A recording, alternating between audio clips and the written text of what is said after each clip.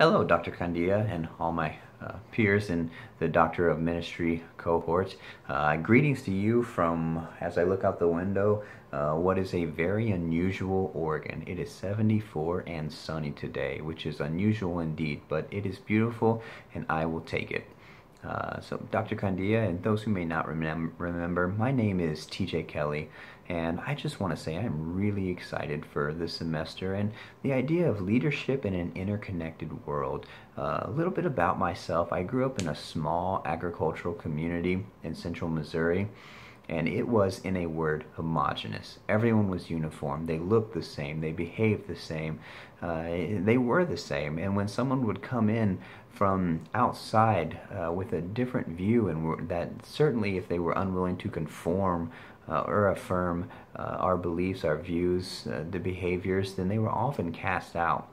And so whenever I left at 18 to come out to Eugene, Oregon, needless to say, it was a culture shock. In Eugene, it's much more diverse, very, very unique expressions of life here, and it was interesting for a time. And then I got married and moved into my wife's small rural town a few miles outside of Eugene in the town of Cresswell, and I experienced a small Midwest community again.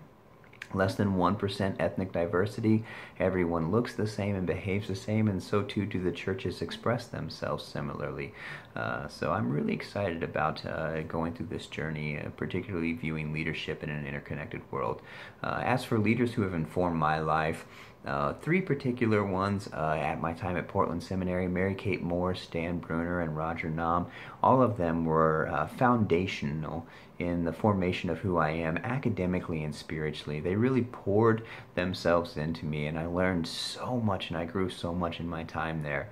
And another, Dr. Wayne Cordero, I have the wonderful opportunity to serve as vice president under him now, and over the last year he has come alongside me, and I have grown immensely professionally and spiritually because of his tutelage and because of his willingness to speak into my life.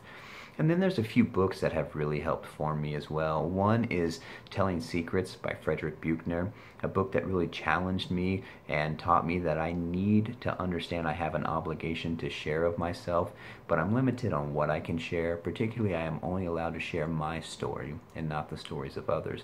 And then Soong-Chan Rah, his book on the Next Evangelicalism. This book challenged me as well and really helped me grow as I understand that the seat of power that the West has held is now beginning to minimize as the East and the West begin to take over influence, and that I need to be willing to walk alongside that as the church begins to express itself differently. Even though dogmatically and fundamentally it may look the same, or may be the same, the way it looks is going to be unique and different, and I need to be willing to walk alongside that, and that fits perfectly in this idea of leadership in an interconnected world. Well, I look forward to meeting all of you in New York, and I hope we have a great semester. Thanks.